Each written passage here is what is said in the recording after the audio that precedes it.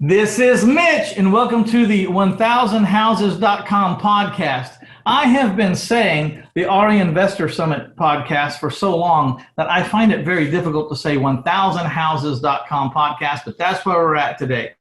So if you ever want to find this podcast, just go to my website, 1000houses.com, and there you will be. I have Jeremy Dahlgren on the line today with us, and we're going to be talking about private money and some special success he had because he did order the Private Money Changes Everything course, and I want you guys to hear what he has to say about it because he's not the only one saying that same thing, and I find it kind of amazing because the same results happen to me when I do the same things, and they're really quite lucrative, and it's quite exciting. So before we get started, let me pay homage to my sponsor, taxfreefuture.com. You will not believe what your financial advisors are not telling you. We're going to tell you what they're not telling you. We're going to tell you why they're not telling you, and then you can proceed forward. Listen, taxfreefuture.com, if you do not have a tax-deferred or tax-free environment in which to grow your finances or your retirement, you have no idea the size of the tool that you're missing in your tool belt. Please go to taxfreefuture.com and watch the 37 little video vignettes. Learn how to self-direct your investments. Quit letting the yahoos of Wall Street take over. You self-direct your own retirement plans, and you learn how to grow a little bit of money into a lot of money quickly. That's my favorite section of those videos. All right, we're back. Hey, Jeremy, how you doing? I'm doing well, sir. Thank you. How are you doing? Where are you sitting physically right now? What city, what state? I'm sitting in Arlington, Texas. Arlington, Texas. What a great place.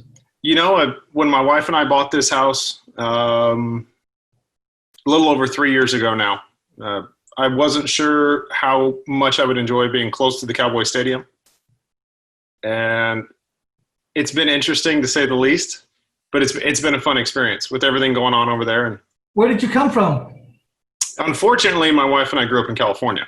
I try not to tell people that, but oh, well, no, I think that maybe it is fortunate. You know, there's always silver lining. You got to see how it was there and how it is there, and then you get to say, well, there's, you know, what are the differences and advantages and disadvantages? And we could probably go on for a long time about that. Quite a while, yeah. Quite a while. Yeah. All I know is this, when you got here, did you buy a bunch of guns? Because I hope you did. Well, thankfully, I lived in an area of California where I did that already. People don't realize how large that market is out there. Well, you know, the more they want to take them away, the more people buy. I think some of the biggest gun sales producers in the world didn't want you to have them. So, Nope. All right, enough of that BS. All right, let's get on to something fun. So, what's your MO? What's your strategy in Arlington, Texas? What do you like to make money at in the real estate? You know, in the real estate market, what's your strategy? So right now, my main focus has been finding private money. There's deals everywhere. You know, we haven't had any trouble finding deals. We're looking for private money. And when I say we, my business partner and I. Okay, but I'm saying we all got to have money to fund or some kind of money, but what strategies are you using? Are you fix and flip? Are you buy and hold? Are you? Sorry about that. Yeah, so it's going to be a lot of everything. Yeah, a lot of everything. It's honestly buy and holds. We have one buy and hold. We have 2 flips going right now that I'm going to go check on when we're done here. A lot of owner finance is really the strategy. Okay, so because I want to put this in perspective, and this is not this is not an ego measuring contest or anything like that, but like about how many deals are you doing a year, so people can get a feel for what you're doing, because I'm going to ask them very specific questions. And you need to know what that funds. You know what I mean? So before the COVID-19 hit this year, we were going to buy 2 houses a month, which was going to be the busiest year for us so far. And, you know, I'd like to say this about that right away. You know, I've been doing 100 houses a month for over 2 decades. But that you do not have to do that kind of volume to have a great life. And it also depends on your overhead. I have to do 100 houses a month because I got probably a little bit bigger organization than you, and I got to feed more people, you know what I mean? And so, you know what I'm saying? Absolutely. So, you know, and there was days, 15, 20, 25, 30 houses was was a great living. You know what I mean? A great living and a good pace. Actually, when you start to get up above that, if you don't learn to delegate and systematize, you could be, maybe you make more money, but your quality of life sucks. It could really suck. You might as well be trading it for the job at that point. Yeah, you kind of have a glorified job. So good for you. Actually, Ron LeGrand told me a long time ago, why don't you quit doing so much and do a lot less and make twice as much? Like really cherry pick your deals, hone your craft, and what do you average a deal? And right now we are cherry picking deals, very much so. And I think the average is right around 40 before the splits. See, there you go. So, 40,000 times 24 houses, do the math. It's not rocket science. That's a good living. Give or take a few. What Ron LeGrand, and that wasn't him, it was somebody else. They said, well, what's the ROI on that? And he would just say, it's good enough. I didn't even take time to do the calculation. It's just, I know that it's good enough. It's way beyond good enough, So right. Who cares really? It doesn't matter. Finding deals is a priority. Selling deals is a priority. But you got to fund deal. You got to have the money to fund this stuff, or you're stuck in a certain strategies. You know what I mean? And you also probably have to give a lot bigger splits to the money man if you don't come up with your own money. So when did you start doing private money? When did you start raising private money? So I started looking for private money, I would say January of this year, when I really started to get everything in order and realized, okay, hard money isn't going to work anymore. We need private money. We need it ASAP. Okay, just for reference of people, it's June 2020. So yes. He started like 6 months ago, okay? Correct. I want to keep this relative. That's why I'm asking these numbers and everything. So you started 6 months ago. So what did you start doing? When right out of the chute in January, what did you start doing? Started talking to every single person I could. Every single person that passed me on the street, I said, hi, what do you do for a living? Some variation of that, just get them talking. After about, I would say probably 100 no's.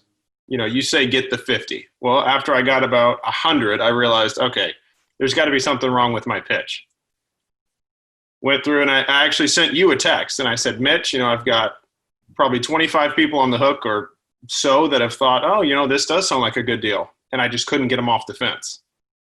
Couldn't get them to dive in and actually get into it. And then that's when you told me to buy the private money course. You showed me, hey, look, I have this available. Take a look at this.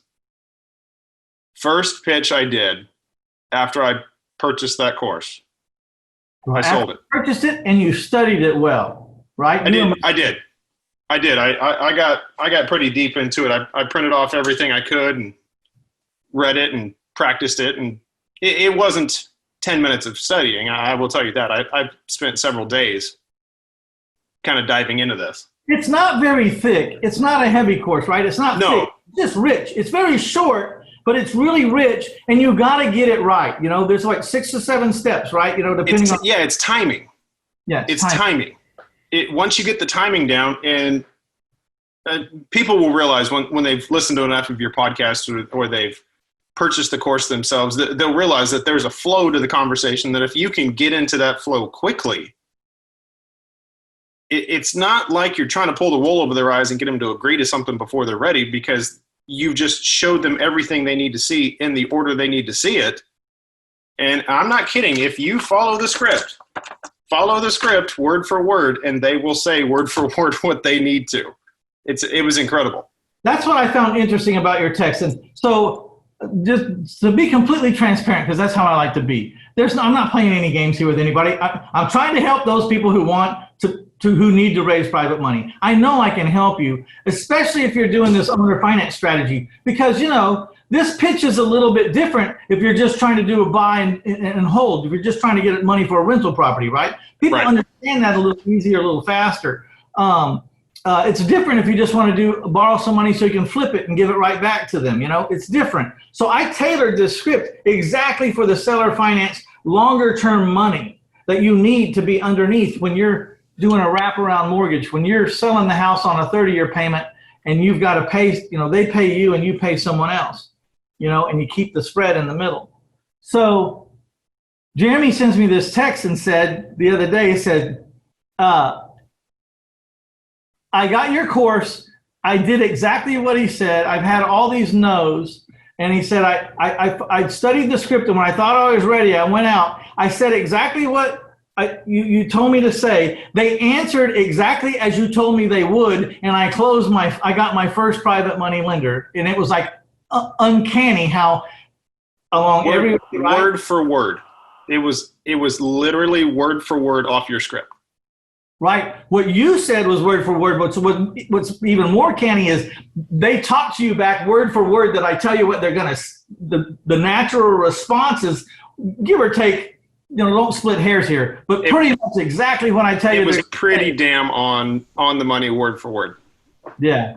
It was so much on the money. Sorry. It was so much on the money. I almost felt like he was yanking my chain and reading his piece of paper on the other side of the phone. That it honestly crossed my mind, and I said a couple of things to see if maybe he knew what I was talking about. I said, are you familiar with Mitch Stephen out of San Antonio, Texas? And his response was, no, I've never heard of the guy. And this guy's a real estate attorney, so I thought there might have been a chance. So you're thinking, maybe this guy already knows this script. I thought maybe he had that script sitting in front of him, and I was just kind of playing into it for him, but he didn't. He really had never heard of you before, and we kind of went through top to bottom, front to back, and all the details to it. And then he thought, this sounds like it works. And I said, well, I know it works. I've got a gentleman that I could send you that will verify this works. He's done about 2,000 houses this way. And he's like, really? He's done that many? And I said, well, over 20 years, yeah. He's like, you're kidding. No, not kidding. I'll send you his information. He said, okay, send that over to me. I want to check this guy out. Absolutely, not a problem. I invite people to say that. And if you really need absolutely to get on the line with you, if you've bought my course and that's all they want is some true confirmation, I'm happy to get on the deal. I mean, I don't know. I'm going to gamble that it's not going to happen that many times that it would paralyze my life. But I will do it for as long as I can or until it became overwhelming. But I don't see it becoming overwhelming because, as you know, the amount of people that take a course and take action and actually get results because of their actions, because they actually took action, is, I like to call it the 95-5 rule instead of the 80-20. In real estate, it's probably the 90-10 or the 95-5 rule, because just a lot of people don't really do what you did, which is immerse yourself, get comfortable, and then go out there. They also never make it to 100 no's like you did. Right. I mean, that was kind of an aha moment for you. It was like, if this thing worked even half-assed, you couldn't get 100 no's in a row. So you're doing something, right? And I've honestly always felt like I've had the ability to talk to anybody, anywhere, anytime. I can carry a conversation for two people. I can keep it going and keep them engaged. And I thought, I don't need to buy that. I've listened to enough of Mitch's podcast. I've gotten to talk to him a couple of times. I can do this. This isn't a problem. So what was the difference? You thought you could, you went out and then you got the course. Where were the differences? What made the difference? I stopped saying what I wanted to say and I started saying what you told me to say. And okay. Winging it. There was a definite, step 1, step 2, step 3. I think it's through step 7, I believe. 6 or 7. How many steps? Yep. Yeah, step 4, step 5, step 6. I think is the last one, but it's, I mean. So probably the biggest thing though is when you were going out at first, were you asking people to loan your money, or were you approaching them, or like in the script? We don't ask people to loan us money. We just get in a position to present what we do for a living. And then this part about the money part shows up in our conversation. And then we start making them ask questions like, Where do you get that money? That's one of the biggest things in this whole course is how do you get them to ask you where you're getting the money? And then there's a way to massage that until they ask you, can I be one of those guys that gives you the money, that loans you the money? And so, because the hardest thing to figure out is when you start, unless they're really your friend and they're going to sit down and give you the courtesy to hear you out. But most people, when you say, hey, I'd like to have a meeting about you loaning me money, they get in this boxing stance, right? You're done. And they're thinking of any excuse not to show up. Yep. I had, and I think a lot of the change too came with the mindset, because with this course, one of the first things that I realized or that I read was who you were targeting versus who I was targeting. I was targeting anybody that had a pulse. You want to talk to me? Absolutely. Let's go through it. And then in this course, you have a basic presentation to an attorney. I wasn't going to go sit down in front of an attorney. There's no way I would have done that. Are they that hard to get in front of? Did you find they were that hard to get in front of? Some are actually becoming hard to get in front of now, absolutely. But at the same time, I didn't feel like I had the understanding of the course or understanding of the topic of private money without this. Even though I've listened to 200 or so of your podcasts, listened to, various guys, and I still didn't understand it thoroughly enough until I purchased this. Okay, so, some attorneys or CPAs or whoever, they're busy, and they may not even need any more business unless you're a really big fish. So we're going to get in that department. But we're not looking for that part. We're looking for the people that say, yeah, I could use some more business. Come on down, sit down, show me your business. Let me see how if I can help you. That's what you're trying to do. That's how you set the appointments. And when you get there, you have to explain your business model to them. But there's a certain way to word it. Is this truly NLP? I think it's NLP, where I'm asking a question expecting a canned response that we as humans come back when we're asked that question exactly the way that I want them to come back. And it works pretty good, right? It does. And like I said, I would have never approached an attorney before, and that was the first person that I pitched after I purchased the course. For those of you that haven't purchased it or maybe on the fence about it, it's a segment of the course that he talks about pitching professionals, because the professionals plug themselves into the situation. They plug themselves into where the money is coming from. Once they ask you, where are you getting that money? It's because they're already plugging themselves in and they already see this as an opportunity for them to make money. Yeah, right. The trick is not to tell them in your explanation, I've done that before and screwed up, because and I'm getting this money from private people. I'm going, I just blew it. I blew the whole presentation. Yep. I'm getting this money at 8%, or whatever, and 15 years fixed or whatever, 8% interest only. You got to make them ask you where you're getting the money. And if they're business people, they're going to do that. If they're not business people, they're probably, So I have, 21 objections there that I have the answers to. Did they come up with those? I got a couple of them, but I think in my experience, I try to be, and I'm sure most people are this way, but I try to be so transparent and so open about this entire process. Like you said, I shoot myself in the foot too soon and say, well, I'm getting it from private lenders before I ever get a chance to get there, because I want to be so open about it. And look, you are protected, blah, blah, blah. We've been through. But the objections, I think I had two on the sheet. And again, he was a real estate attorney, so he understands the processes. I think I might've had two objections from him, and they were both on the sheet that obviously I had read and gone into. You knew the answer to. Yeah. Fairly good depth with. I just don't know any other objections. If you come across an objection that's not on there, send it to me, please, because I'll put it on. I just never have gotten any other objection. And so that's kind of nice to know that you walk into a room and the only 21 things that an expert knows they're going to ask you is already there with the answers. There's your answers to all those 21 objections. Right. And I would honestly say if it's not on this list right now, maybe that it's not necessarily not important enough to be on the list because I'm sure it would benefit somebody. But these are the normal, everyday, they understand the process, objections. Yeah. Yeah. It's wonderful. That's one reason I like talking to attorneys is most of them should understand the basics of real estate law and a first lien and how they're protected and what a foreclosure is, and they know how to get the statute and take your property from you if you don't pay them, and they don't even have to pay anybody else to do it because they are attorneys. So great state of Texas. Great state of Texas. Doesn't take them long to get that property if they need to. Right. Well, man, I want to thank you for taking the time to come on, but private money changes everything. I think I was charging $997 for it, so $1,000. If you get one private lender, how much is this guy how much do you think this guy is gonna do on your first deal, or has he already funded your first deal? Well, let's put it this way. I've found two more since the first one. I'm sorry, one solid since the first one, and one is kind of on the fence.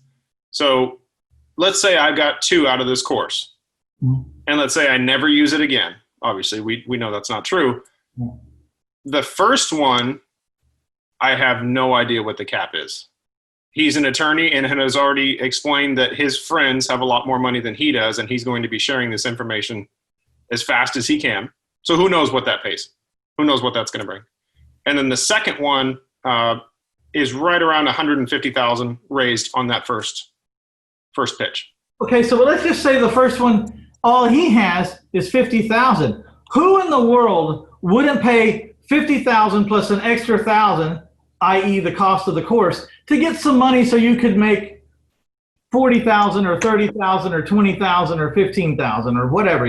What I guess what I'm saying is $1,000 to figure out how to raise the money. But more important than that is now that you've got the first guy to say yes and the second guy to say yes, isn't it amazing how your psyche just changes? Like, I can do this all day long now. I'm not afraid to go to anyone. I want my time back with those other 98 people that I blew it with. That I burned first, absolutely. Back in front of them,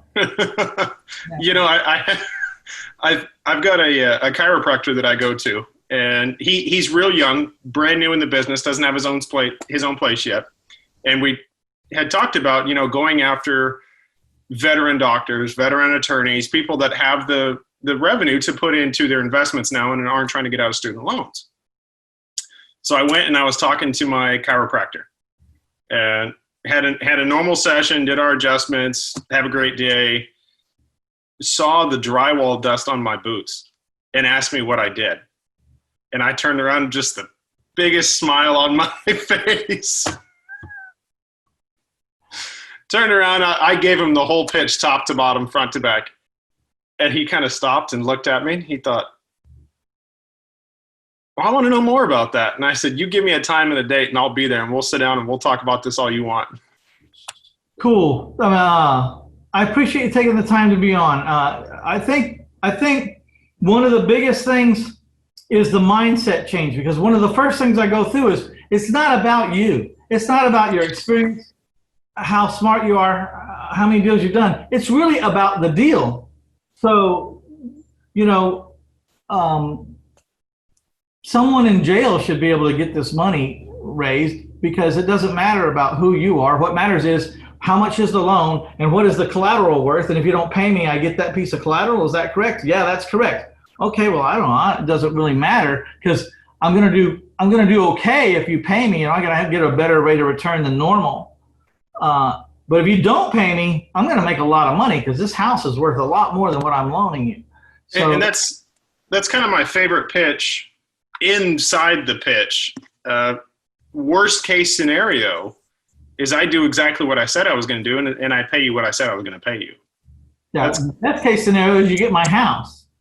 But I always like to follow it up with, but if that's your plan, to get my house, don't hold your breath. You'll be the first person ever to get it. So I like it. Getting my house, this would be a bad bet. I like it. Yeah. All right, man. Before we go, tell me your last thoughts on private money changes everything. You should be charging more money for it. Well, I probably could, but I think I got enough money. Really, honestly, I would like to help some people change their lives, and I don't want to give it away because then no one will take any action, you know. So a fine balance between that. But I think it's more than fairly priced. I mean, I think it's ridiculously priced, really, just like you said.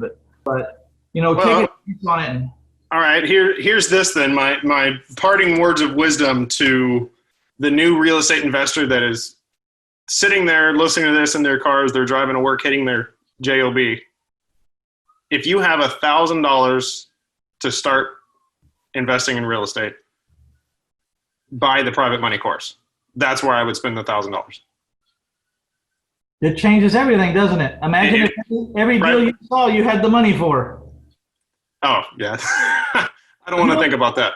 The other thing is, when you know you have the money or you know you can get the money, then your whole negotiating comes from this different, you have a different air about you. You're not tentative. You're not second guessing yourself. A lot of the reason why people can't seem to find deals is in the back of their head. They're not sure how they're going to pay for it. And that really hinders them. Yeah. Hinders them immensely. It's not on the surface the reason, but in the back, it is all the reason why they can't make a deal. They're petrified that they're going to get a contract and then they're not going to be able to follow through with their word. So, all right, you guys, go to Private Money Changes Everything, which is you go to 1000houses.com. Just click on the courses and the mentorships. Go there. If you have any trouble, just email us at support@1000houses.com. But you ought to be able to see it. It's not a thick course. It's not it's not heavy. It's not bulky. It's very thin, light, easy to understand course. It's just very rich, and every one of those 6 steps counts. And just like Jeremy said, it's about the timing, and you got to do the pauses, and you got to let people. You got to use that, that salesman's science to get them to say what I'm going to tell you, what I've already told you they're going to say. If you'll just give them enough, if you'll just shut up and give them enough time, they're going to say what I'm telling you they're going to say most of the time.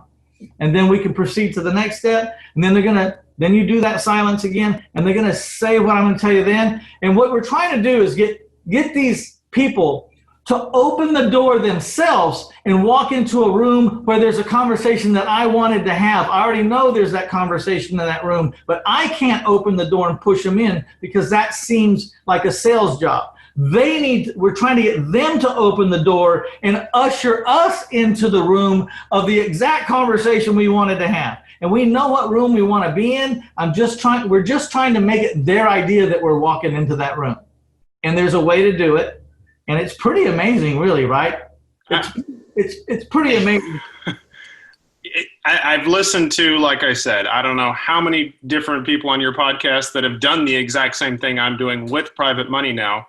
And it was always, like you said, it was always the pipe dream of, oh, that sounds great. Oh, one of these days I'll find it. One of these days it'll be there. If you just purchase the Private Money Changes Everything, it is a light switch. It is so simple and so easy to put to action. Couldn't be more thankful. One last thing. I did learn from my friend Sam Madrid, the guy that's in the book, My Life in 1,000 Houses, Failing Forward to Financial Freedom. We did like our first 450 deals together, most of those on credit cards because we hadn't figured out how to raise private money yet. But I told Sam, that I was talking to people with money, and I'm bringing this up because you said you were talking to anyone who had a pulse, and that was a mistake.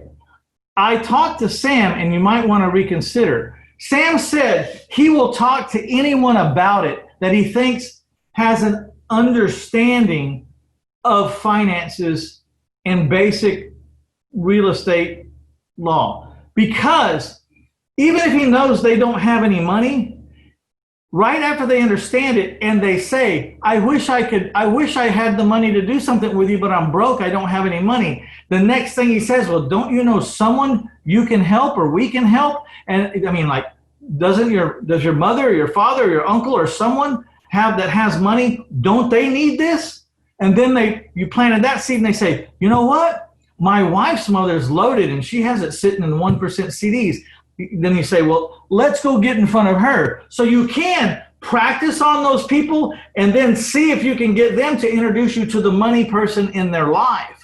And it's a two-step process instead of a one-step process. But when you're starting out, who gives a damn how many steps it takes? Just eventually get in front of somebody with some money. So, and be careful who you judge. You know, in my story, I was with a UPS guy that was dead broke, and his car was a piece of crap and everything, but he'd been with UPS for 27 years, and he had $1 million in his 401k that UPS matched. So be careful, be careful when you're prejudging people.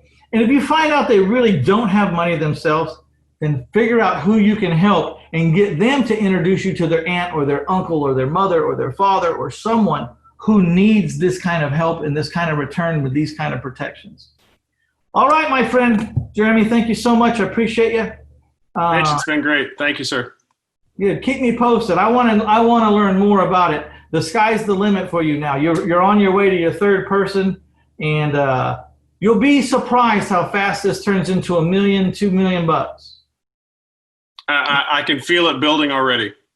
Yeah, and also don't forget, when they get to that point and they say, "That's all the money I have. I can't do anymore, Jeremy." Next question is, well, I still have some fantastic deals out there. Do you know anybody else we can help? Certainly you know someone who needs this kind of help. Who do you know? Who can we help?